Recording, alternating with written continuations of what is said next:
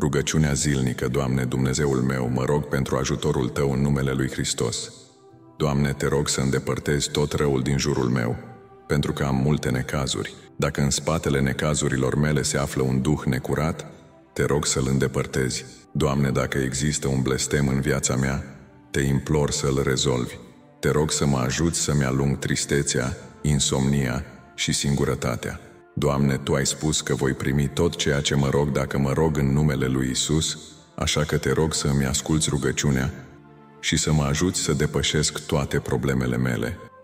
Îți mulțumesc în numele Domnului Isus Hristos. Dacă doriți ca Dumnezeu să vă ajute să vă depășiți dificultățile, vă rugăm să răspundeți cu amin. Împărtășește această rugăciune pentru ca mai mulți oameni să primească ajutorul lui Dumnezeu. Dumnezeu îi binecuvântează pe toți cei care iubesc să învețe cuvântul Său. Dacă sunteți dornici să învățați cuvântul lui Dumnezeu și să primiți binecuvântările sale, nu ezitați să dați click pe WhatsApp pentru a vă alătura grupului nostru.